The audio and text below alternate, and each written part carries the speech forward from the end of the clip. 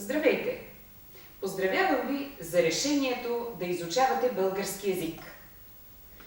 Българският език е приятен за слушане, сравнително лесен за разбиране и много богат за изразяване на мисълта. Още какво? Българският език е индоевропейски език и връзките му с английската, френската, руската, италианската граматика, както и с други езици, улесняват много разбирането му.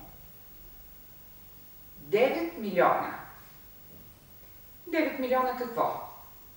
Ако спечеля 9 милиона от тотото, това ще е огромна сума пари.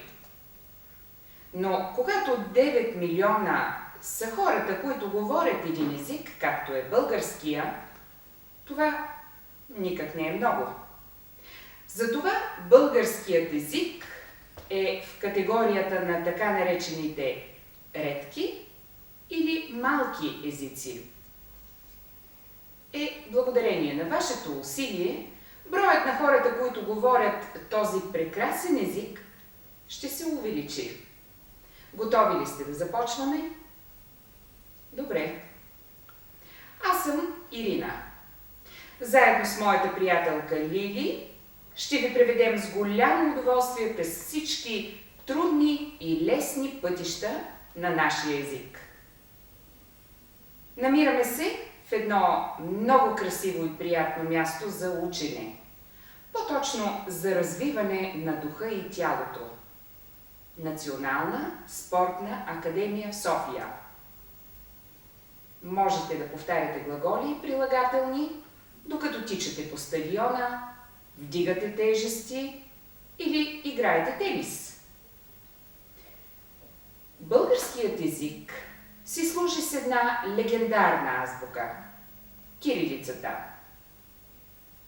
Свети Кирил и Методий са създатели на българската азбука. Тази азбука е като човешки живот. Има история, която може да бъде разказана, пресъздадена във филм. За нея може да бъде написан роман, и то доста драматичен. През 9 век двама братя, родени в Солун, славяни по майка, знатни и много образовани мъже, Кирил и Методий, съставили азбука за славянското население в Великоморавия и Панония по покана на тамошния княз Ростислав. Те превели на славянски език и записали с новата азбука основните книги за духовното ограмотяване на хората. Направили възможно едно многочислено племе, славянското, да прогледне, като се обръща към Бог на своя език, да чува за ръките на Бог и да шепне молитвите си на майчин език от дъното на сърцето си. Не било писано обаче земята на умния княз Ростислав да опази делото на светите братя Кирил и Методий. След тяхната смърт учениците им били прогонени и разпръснати. Една част били продадени в робство в Венеция, откупени оттам и изпратени в Белград, а оттам в България при българския княз Борис, който, както казват изворите, отдавна търсил такива хора. Княз Борис предприел действия, които осигурили максималното съживяване и развитие на делото на Кирил и Методий. Той приел азбуката и възможността за общуване с Бог на славянски език, без посредничеството на византийските духовници.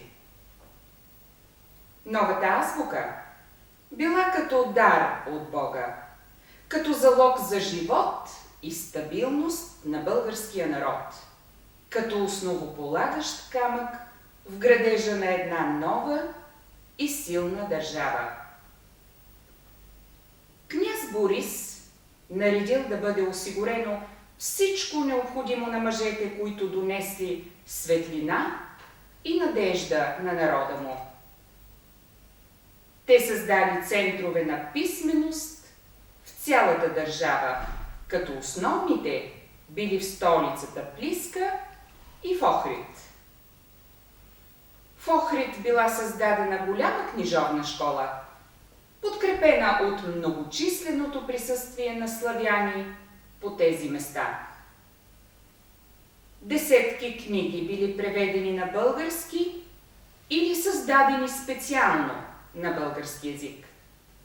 Било сложено началото на българската книжнина.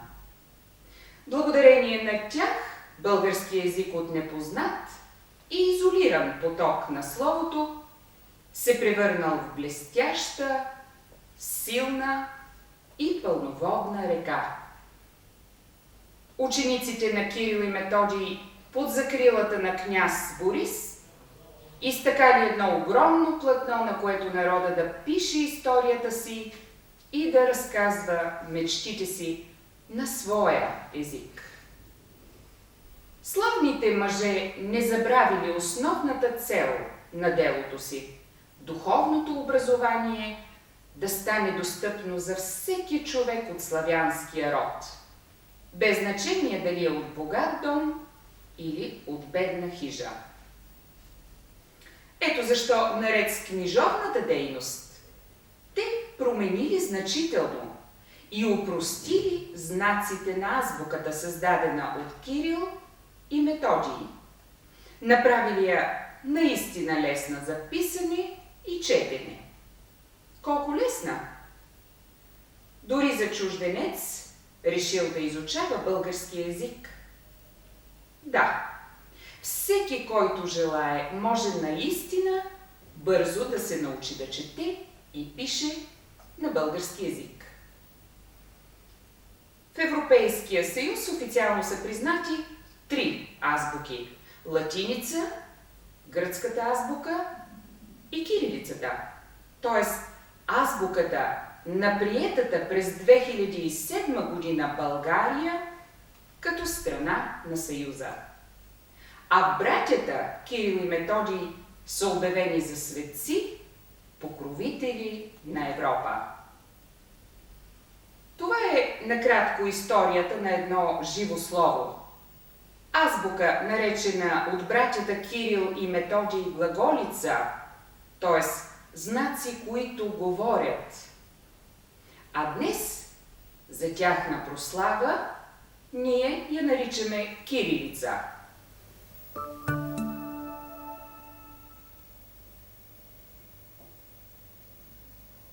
Ето това е българската азбука.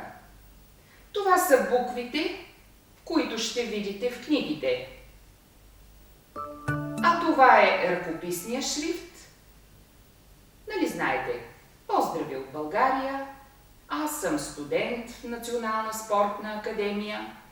Мамо и татко, целувам ви.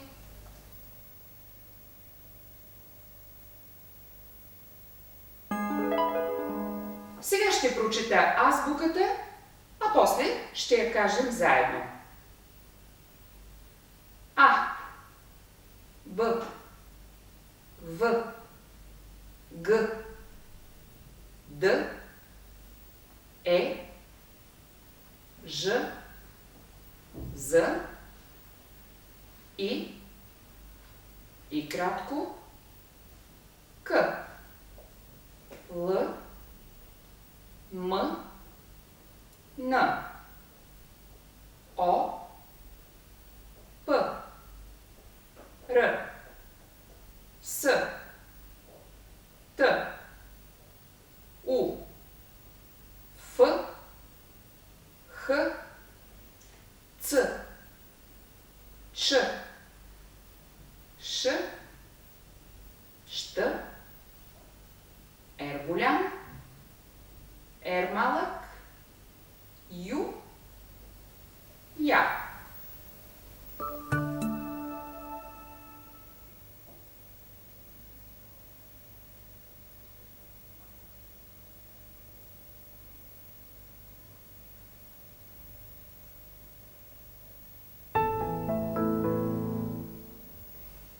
букви, които в началото сигурно ще ви се струват трудни за произнасяне.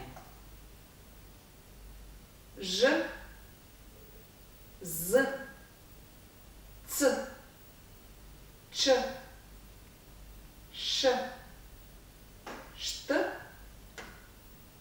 Ъ. При последните две букви от азбуката имаме само един знак – Ю и Я. А чуваме по два звука – Ю и Я. Ю, Я. И все пак хубава новина. Всичко в български език се чете така, както се пише. Звуковете в думите съответстват на буквите при писане. Ето колко е лесно. Казваме да и пишем да. Казваме не и пишем не. Други примери. Ана, баба, номер, клас, ден, месец, аз, ти, той, тя, то, ние, вие, те. Да ги прочетем още веднъж заедно. Ана, баба, номер,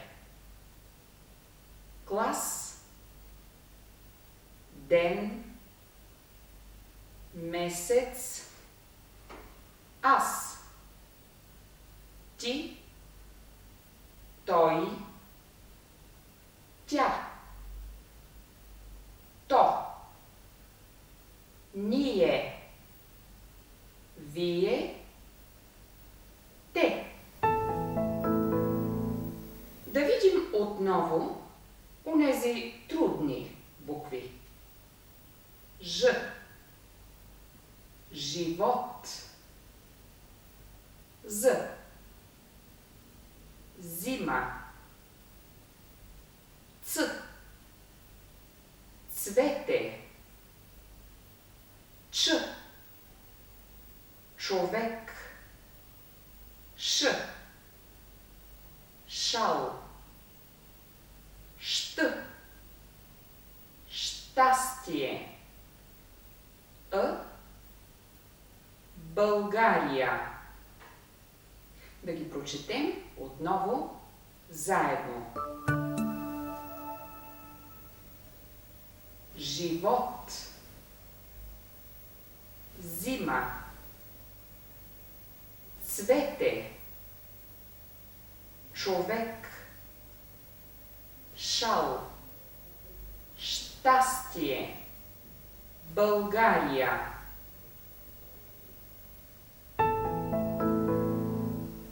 Ако имате българска приятелка Яна, ще трябва да напишете името й с латински букви така.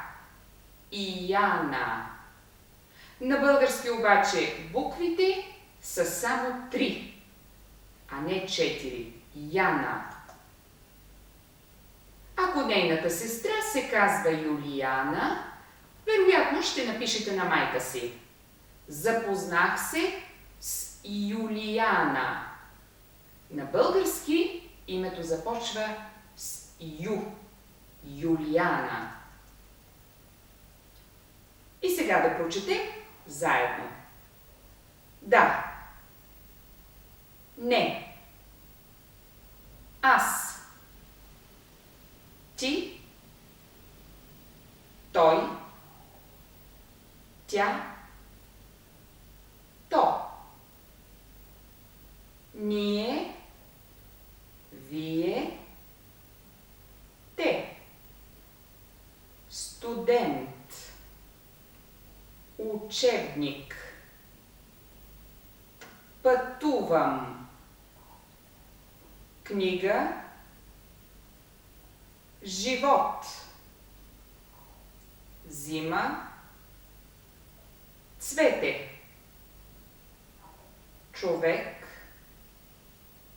шал, щастие, живея,